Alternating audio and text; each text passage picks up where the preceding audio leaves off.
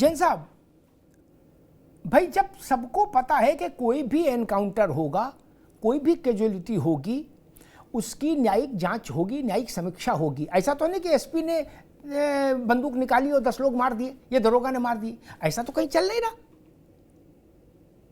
फिर राजनेताओं को इतनी छटपटाहट क्यों होती है इसमें बीच में अपनी टांग अड़ाने की? विकास दुबे में भी मैंने देखा था कई राजनेता आ गए थे, वो कह रहे थे कि ये सरकार तो ब्राह्मण विरोधी है। ठीक याद दिला रहे हैं प्रशांत, एक पुलिस के अधिकारी के गड़ासे से और कुल्हाड़ी से हाथ और टांग काटती थी। 8 पुलिस वाले मारे गए थे, उसकी तरफदारी में कुछ लोग निकल आए थे। आज मंगेश यादव को बता रहे कि यही हमारा बिल्कुल ब्लू आइड बॉय है। ऐसे तो फिर बड़ा मुश्किल हो जाएगा जैन साहब पुलिस के लिए काम कर पाना। देखिए, मैंने भी 36-37 साल सर्विस की है। पुलिस अक्सर राजनीति का शिकार हो जाती है, पर मैंने ये देखा है कि इससे कोई मनोबल पे असर नहीं पड़ता है। सब अपना अपना काम करते रहते हैं, अपराधियों के विरुद्ध कार्रवाई निरंतर जारी रहती है। ये जो घटना हुई, काफी दुस्साहसिक घटना है सुल्तानपुर जी। मैं इस क्षेत्र का कई साल आईजी जोन रहा हूँ। सुल्तानपुर थोड़ा एक क्रिमिनल डिस्ट्रिक्ट है जी। और मेरे समय में भी यहाँ पर कई एनकाउंटर्स हुए थे, बहुत से अपराधी इसमें मारे गए थे। और ये जो बड़ी दुस्साहसिक घटना है, इसमें ठोस कार्रवाई की जाना मैं समझता हूँ पुलिस की तरफ से अपेक्षित था। डीजीपी ने, शासन ने जो एसटीएफ को लगाया वो भी नितांत आवश्यक था, क्योंकि एक भय व्याप्त होता है ऐसी घटना से व्यापारियों में। और एसपी ने भी वहां पे आश्वासन दिया था कि 3 दिन के अंदर अंदर हम इसका खुलासा करेंगे। इनमें से कुछ अपराधी जो हैं वो सूरत में जाके, गुजरात में जाके डकैती डाले थे जी।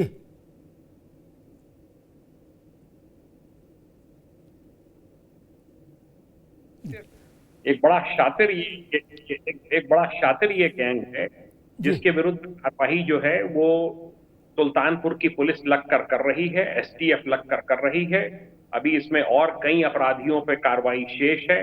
सब पे 1-1 लाख का इनाम घोषित किया गया है और मेरा पूरा विश्वास है कि आने वाले समय में शीघ्र ही सबके सब अपराधी जो हैं वो सीखचों के पीछे होंगे और पुलिस इसी प्रकार अपराधियों के ऊपर निरंतर दबाव बनाती चलेगी। एक बात बहुत आवश्यक मैं कहना चाहूंगा, जो भी पुलिसकर्मी एनकाउंटर में बदमाशों को गोली मारते हैं, ये बहुत बड़ा जोखिम लेते हैं और कई सालों तक उनकी भी जांच चला करती है। जैसा आपने कहा, जुडिशियल रिव्यू भी होता है और उनको उसको फेस करना पड़ता है, एक-एक एविडेंस वहां पेश करनी पड़ती है, तब जाके उसकी फाइनल रिपोर्ट को एक्सेप्ट किया जाता है। इसलिए ये कोई बहुत मामूली काम नहीं है। पुलिसकर्मी बहुत ही अति आवश्यक कठिन परिस्थितियों में ही मुठभेड़ में किसी अपराधी को मारते हैं जब जान पे आ जाती है, और इसका सबूत भी वो पेश करते हैं। और यूपी एसटीएफ की किसी भी एनकाउंटर की जांच आज तक उत्तर प्रदेश में नहीं हुई है। जी। जैन साहब, जो इसमें अपराधी हैं वो तो गुलदस्ता टाइप मामला है, नहीं? सब हैं, सर्वधर्म संभाव प्रशांत पटेल कह रहे थे, सारी जातियां हैं, अगड़ी भी हैं, पिछड़ी भी हैं, नहीं जी? फिर हंगामा क्यों मिश्रा जी?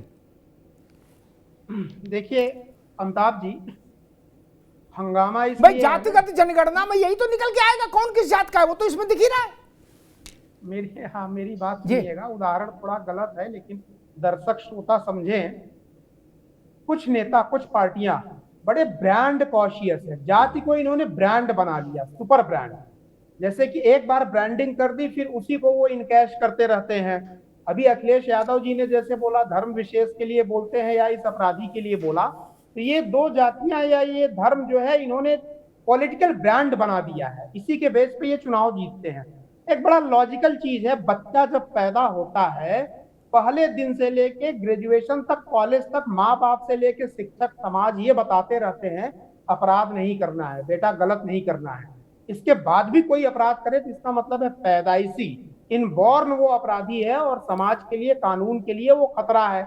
और जरूरत पड़ने पे राजा मतलब संविधान, कोई व्यक्ति नहीं, मोदी या तो कोई ये नहीं, यहाँ पे राजा का मतलब संविधान, संविधान के हिसाब से उसका निस्तारण होता है, माफ किया जाए, जेल डाला जाए, गोली मारी जाए, क्या किया जाए। तो मेरे कहने का मतलब ये केवल पॉलिटिकल ब्रांडिंग है। आदमी की जान चली जाए, समाज में डकैती पड़ जाए, लेकिन पॉलिटिकल ब्रांड तो ये बनाएंगे। और माई फार्मूला बना ही इसी, माई फार्मूला इसका बेस्ट एग्जाम्पल है। बचपन से सारे नेताओं ने समाजवादी पार्टी के केवल और केवल जाति का मुद्दा रहा है। अपराध में भी ये लोग कितने अपराधियों को इन्होंने नेता बनाया। अपराधियों को नेता बनाने का काम की शुरुआत जो फैक्ट्री रही है वो समाजवादी पार्टी रही है। इसके जनक भी उन्हीं के नेता रहे हैं, तो परंपरा को आगे बढ़ा रहे हैं। मैंने पहले ही बोला, जो नेता पत्रकारों की जाति पूछ के ये डिसाइड करता हो बाइट देना है कि नहीं देना है, तो गोली लगना, इनकाउंटर होना तो बहुत बड़ी बात है। ये उनके खलीफा हैं, गुनाहों के, ये नेता नहीं, ये गुनाहों के खलीफा हैं। और गुनाहगार के खिलाफ कैसे ये बोलेंगे, उसके फेवर में ये बोलेंगे। ठीक मिश्रा जी।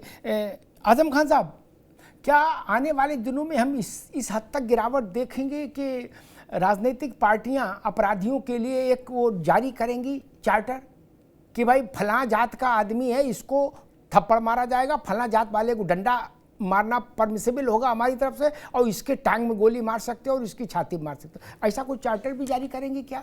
अब मुझे रास्ता तो वही लग रहा है। हमसे पहले जो बोल रहे थे भाई साहब, मुझसे मैं एक निवेदन करना चाहूंगा, एडीआर की रिपोर्ट पढ़ ले। वो अभी एडीआर ने रिसेंटली दिया है, सबसे ज्यादा करप्टेड, सबसे ज्यादा क्रिमिनल विधायक सांसद बीजेपी में है। ना हो तो जब तक हम बात करें तब तक एडीआर आप सर्च कर लो, समझ में आई। सिर्फ किसी पार्टी पे उंगली उठाना बहुत आसान होता है। समाजवादी पार्टी आज एमवाई कहाँ रह गया है? 46% वोट पाई है इंडिया ब्लॉक, 34% समाजवादी पाई है। एमवाई कहाँ रह गई? कितने मुसलमान यादव वोटर हैं जरा आप हमें बता देंगे? क्या के तो आप बड़े आसानी से पतली गली से निकल लिए कि एमवाई रह गई। ऐसा तो नहीं है कि समाज का हर तबका आने इस वर्तमान लोकसभा चुनाव में समाजवादी पार्टी को वोट किया है, और आप एमवाई लेके अभी वहीं पड़े हुए हैं। एडीआर की रिपोर्ट देख लीजिए, बीजेपी सबसे ज्यादा सांसद विधायक क्रिमिनल बीजेपी में है। जब सांसद विधायक क्रिमिनल बीजेपी में है तो कार्यकर्ता और नेता क्रिमिनल नहीं होंगे क्या? ऐसा कैसे हो सकता है? लेकिन समाजवादी पार्टी सॉफ्ट है आपके लिए, आप उंगली उठा सकते हो उठाओ, लेकिन हम जनता के बीच में जो भी सरकार अगर फर्जी एनकाउंटर करेगी तो उसका सवाल विपक्ष उठाएगा। आजम भाई एक मिनट मिश्रा जी रुको। आजम भाई एक मिनट, मैं समझना चाह रहा हूं, ये नेता कैसे तय कर सकता है कि ये फर्जी एनकाउंटर है? आप अपराध विशेषज्ञ नहीं, एक मिनट रुक जाओ, आप एनकाउंटर के समय नहीं थे मौजूद कि नहीं? हम गाड़ी में बैठ के देख रहे थे, ऐसा नहीं, आपको किसी ने लाइव नहीं दिखाया। आप कौन होते हैं? और एक तो सवाल, आप होते कौन नहीं तय करने वाले कि फर्जी है कि असली है? इसके लिए जांच है, हर एनकाउंटर की जांच है। नौकरी से रिटायर हुए 10-10 साल 20-20 साल हो जाने के बाद तक पुलिस के अधिकारी जांच झेल रहे हैं। आप कैसे तय कर दोगे असली है कि नकली है? आप एनकाउंटर विशेषज्ञ हैं, आपने 10-20-50 एनकाउंटर किए हैं। आजम भाई नहीं भाई, आप मुझसे पूछो तो मैं कैसे तय कर सकता हूं असली है कि नकली है एनकाउंटर? उत्तर प्रदेश में पुलिस डिसाइड करेगी कौन राइट है कौन रॉन्ग है। कोर्टों को ताला लगा दे, कह दीजिए ताला लगा के बंद कर दें, और पुलिसिया राज स्थापित कर दें अगर भाजपा यही चाहती है, और भाजपा समर्थित लोग भी अगर यही चाहते हैं तो पुलिस राज स्थापित कर दें, कोर्ट में ताला लगा दें, सिविल कोर्ट, क्रिमिनल कोर्ट, जजेस बंद कर दें। नहीं आजम भाई, इसमें थोड़ा सा गड़बड़ हो गया। जब पुलिस और अपराधी का आमना सामना होता है ना, क्या तो पुलिस ही फैसला करेगी, वहां कोर्ट नहीं हो सकता ना। उधर से गोली चल रही है, एलएमजी चल रही है, अतीक का लड़का जो बतासे की तरह बम फेंक रहा था है, वो सटासट विदेशी उससे असले से फायरिंग झोंक रहा है, और आपकी माने पुलिस तो हाई कोर्ट जाए, सुप्रीम कोर्ट जाए कि हुजूर ये 15 पुलिस वाले मार चुका है, अब आगे और मारने कह रहा है, हम लोगों को क्या आदेश है? ऐसा होता है क्या? और मुझे बता दो, आप गूगल आप भी कर लेना, आप मुझे बता दो, पुलिस को आत्मरक्षा में गोली पुलिस नहीं चलाएगी, ऐसा किस अदालत ने कहा और कौन अदालत कह सकती है? Tell me. पुलिस को आत्मरक्षा में, एक मिनट भैया, गोली चलाने का सार्वभौमिक अधिकार हासिल है भाई साहब। और पुलिस क्यों, सामान्य व्यक्ति को भी आत्मरक्षा में गोली चलाने का अधिकार हासिल है। कहां पर रोक है? मुझे वो कानून का दृष्टांत बताओ कि संविधान में, सुप्रीम कोर्ट के किसी जजमेंट में आया हो, कोर्ट करके बताइए कि अमिताभ जी, पुलिस कोर्ट ने कहा था कि चाहे 100 पुलिस वाले मर जाएं लेकिन गुड्डू, पप्पू, छिन्नू, मिन्नू को किसी पे गोली नहीं चलेगी, ये अपराधी हैं। मुझे बता दीजिए, मैं बहस वापस ले लूंगा। इसी बात का तो दुरुपयोग कर रहे हैं पुलिस वाले। आत्मरक्षा में गोली चलाने का मना कौन कर सकता? कोई कोर्ट या कोई भी नहीं, आप चाहते हो आत्मरक्षा में गोली न चलाने का अधिकार वापस ले लें। आदेश है। डिफेंस, जब आम नागरिक को डिफेंस का है तो पुलिस को क्यों नहीं रहेगा डिफेंस? पुलिस भी तो नागरिक ही है ना, ऐसा तो है नहीं कोई नागरिक नहीं है।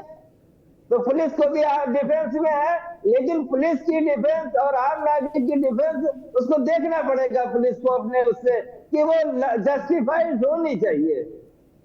ठीक है आजम भाई, मैं प्रशांत जी के पास जाऊंगा, फिर बहुत विनम्रता से कहूंगा, आपने थोड़ा घालमेल कर दिया।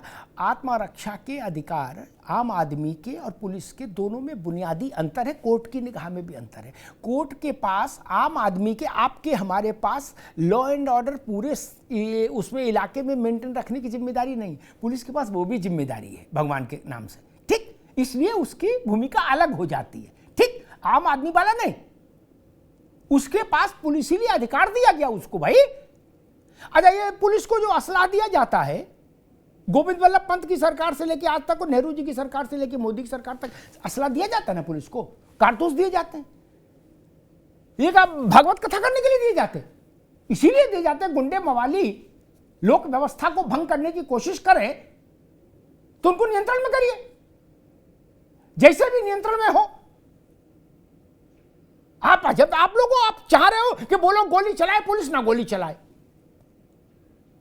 और समाजवादी पार्टी मुझे बता दे कि अमिताभ जी वो एनकाउंटर हुआ, उसकी जांच नहीं हुई न्यायिक, मैं बहस वापस ले लूंगा।